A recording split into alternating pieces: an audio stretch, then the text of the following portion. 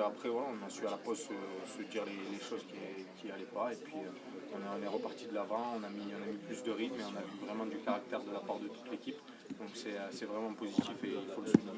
Justement, à la pause, qu'est-ce que vous vous êtes dit entre vous et qu'est-ce que le coach vous a donné comme conseil pour revenir dans ce match ou tenir cette place en huitième? Que tout était possible encore, que rien n'était fait. On a bataillé dur pour revenir et c'est vrai que ça a été difficile, mais c'est beau comme ça que ça arrive à la fin. Et voilà, comme je l'ai dit, on a fait preuve de caractère et toute l'équipe a joué pour revenir et le coach avait insisté sur ça, que ça pouvait se jouer dans les dernières minutes et ça a été le cas.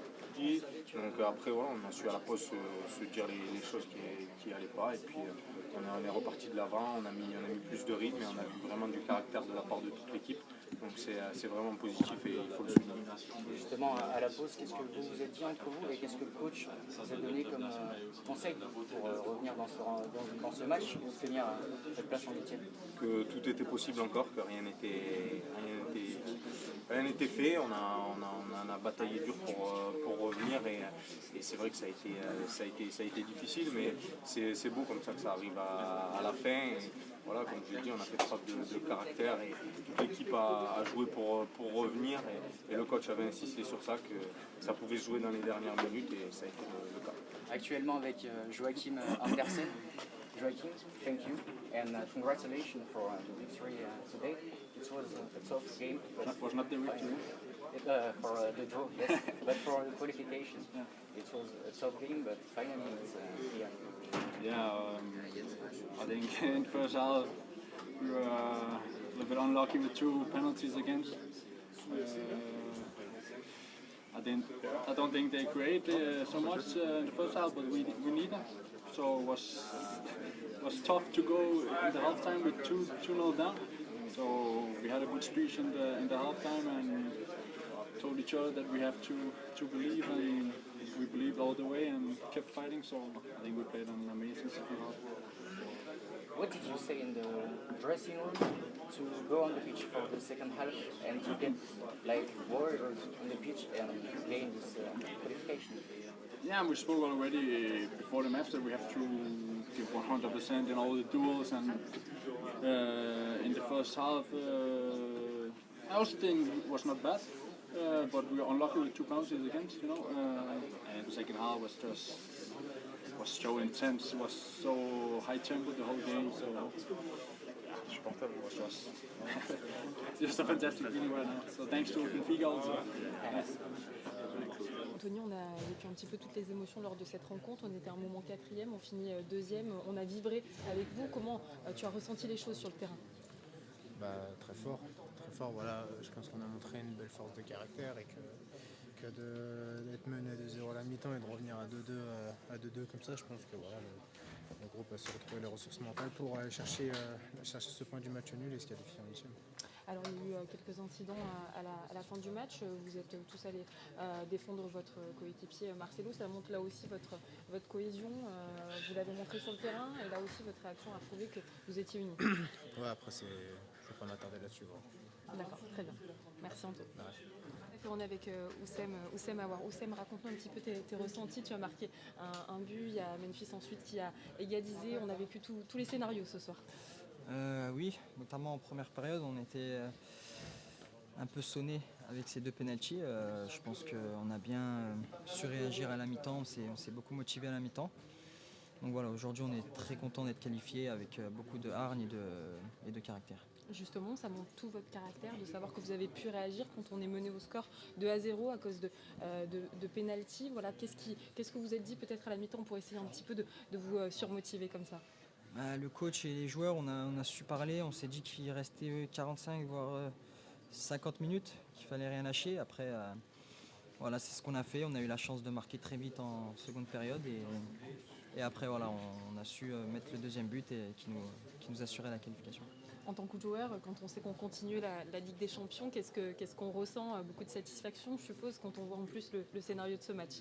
Bien entendu, il me semble qu'on est passé par toutes les émotions durant ce match et notamment aussi au niveau du classement. Voilà, on sait que c'est la plus belle des compétitions à jouer en club. Donc forcément, on est très content de ramener le club en huitième de finale à nouveau. Une dernière question sur ta prestation. Tu as fait un très bon match. Tu marques. Voilà, est-ce que pour toi, tout a été abouti ou s'il y avait des petites choses à améliorer, qu'est-ce que ça serait? On sait perfectionniste. Ouais, après, honnêtement, ce soir, c'est un peu compliqué de parler de moi tout seul. Donc voilà, je pense que notamment en première période, on n'a pas su garder le ballon. On manquait un peu de justesse technique et surtout de calme. Voilà, avec beaucoup de pertes de balles faciles, entre guillemets. Donc on va bosser sur ça. On sait qu'on a du travail à faire. Et puis voilà, on va finir en tout cas de bien savourer cette victoire ce soir. Merci Oussem, bravo, merci. Merci Max. Philippe, merci beaucoup. Je suis oui, avec notre président Jean-Michel Aulas. Alors, une belle soirée, la qualification, on est deuxième du groupe. Voilà, qu'avez-vous pensé de cette soirée? Non, c'est une soirée magnifique parce qu'on a joué contre la meilleure équipe. La meilleure équipe du groupe probablement, mais aussi une des meilleures équipes européennes. On sait que cette année, Leipzig peut être champion d'Allemagne. On sent que c'est l'année pour cette équipe de pouvoir gagner leur championnat. Ils ont une équipe avec bien sûr de grands talents, mais aussi un entraîneur qui n'hésite pas à prendre des risques sur le plan tactique. Donc c'est un véritable exploit d'avoir réussi à remonter de 2-0. Et voilà, bon, ça permet aussi de dire que Lyon est une grande équipe, parce que je crois que c'était la 12e qualification sur 16 tentatives. Et c'est vrai que dans une compétition de haut niveau comme la Champions League, on avait un groupe avec le champion de Russie, le champion du Portugal, une équipe qui pourrait être championne d'Allemagne. Donc bravo aussi à l'UEFA d'organiser des matchs aussi intenses avec pour le public, pour les télévisions, un spectacle qui est un spectacle formidable. Donc je veux féliciter Rudy. Quelquefois on dit qu'il ne gagne pas les grands matchs, mais il se qualifie. Bon, première arrivée à Lyon, qualification en Champions League. C'est vrai qu'on a un peu l'habitude parce qu'on a fait par le passé de bonnes performances. Mais ce soir c'était particulièrement difficile et on savait qu'on pouvait sortir totalement. Donc c'est sous la pression qu'on a réussi à se qualifier. Donc bravo aux joueurs, bravo aussi à tout le public qui a encouragé ces joueurs de manière magnifique. Je reviendrai après sur la fin du match où un certain nombre de choses doivent être modifiées parce qu'un club c'est tout le monde, ce sont les dirigeants, ce sont l'entraîneur, ce sont les joueurs, ce sont les supporters et il ne peut pas y avoir de distorsion entre les supporters et un certain nombre de joueurs. C'est pas eux de décider, c'est à moi. Donc à partir de là, il faut vraiment féliciter les joueurs et Rudy de cette formidable qualification qui permet aussi à la France de prendre des points sur le plan du ranking européen. Donc c'est tous les clubs français qui vont bénéficier de cette qualification. On sait qu'en Coupe d'Europa League, les deux équipes, Rennes et nos amis de Saint-Etienne, ne se sont pas qualifiés, ils n'ont pas gagné beaucoup de matchs. On sait que Lille, qui est venu faire un hold-up l'autre jour ici, et ça a fait beaucoup de peine à tout le monde, ne s'est pas qualifié. Donc voilà, un soir de qualification comme ce soir, il faut retenir les immenses choses positives que l'on a vues. Et pour moi, c'est un moment formidable dans l'ascension du club. Justement, beaucoup d'émotions, vous disiez, beaucoup de sensations tout au long du match. On est passé par tous les caps. Quatrième à un moment donné, finalement deuxième. Qu'est-ce que vous avez ressenti, vous personnellement? Je suppose que vous avez vibré tout au long de cette rencontre. Oui, beaucoup d'émotions. Et c'est vrai que quand on aborde la 32e année de compétition, je disais hier au dîner officiel que je devais être à mon 234e match européen, personnellement, plus une centaine chez les filles. Ça procure des émotions intenses, mais on peut mesurer, parce que je pense qu'on a le recul pour pouvoir comprendre la satisfaction qu'on doit retenir de ce match. Je pense qu'avec l'expérience, on est certainement tout à fait capable de mesurer cet exploit, parce que revenir de 2-0 contre une équipe aussi forte que celle de Leipzig, franchement, c'est exceptionnel. Et je suis heureux pour nous, pour cette OL, pour les supporters qui vont pouvoir voir un huitième de finale à nouveau ici. Et vous le savez, les matchs de Champions League, c'est ce qui se fait de mieux dans le monde en termes de compétition.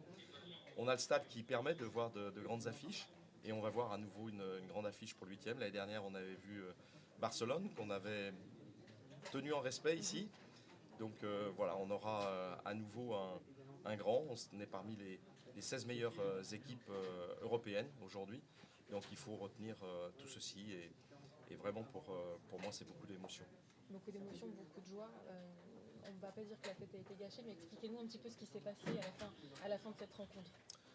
Non, je pense que voilà, il y a une distorsion sur une relation entre certains supporters et un ou deux joueurs. Et Memphis a été très grand, c'est encore l'un des tout meilleurs joueurs de ce match. C'est le capitaine, donc il prend ses responsabilités. J'adore les gens qui prennent leurs responsabilités. On n'a pas eu toujours à Lyon depuis longtemps des gens qui prenaient leurs responsabilités. Et quand les joueurs sont allés saluer les supporters, bon, c'est Rudy qui leur a demandé de le faire. Et j'ai trouvé que c'était vraiment très bien. Ils ont vu apparaître cette banderole contre Marcello qui n'a rien à faire dans un stade. Bon, et on ne peut pas reprocher à Memphis, capitaine d'une équipe qui vient de se qualifier encore une fois, pour la 12e fois sur 16 en Champions League, ce qui est exceptionnel. On ne peut pas reprocher à Memphis de ne pas être le plus solidaire des solidaires. Et il a dit non, c'est tout le groupe où, voilà, et donc ils se sont approchés parce que Memphis est bon, et on le sait, non seulement un excellent joueur, mais il a une personnalité forte et on l'aime comme cela. Bon, et voilà, bon, je pense qu'un supporter a sorti une insulte sur cette banderole. Il sera sanctionné parce qu'on a les vidéos. Donc j'assume ma responsabilité. Et je ne veux pas que les gens qui crient après les joueurs ou les insultes reviennent au stade.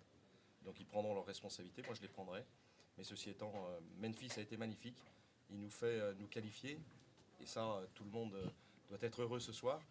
Donc c'est pas excusable qu'il y ait des manifestations de ce type-là.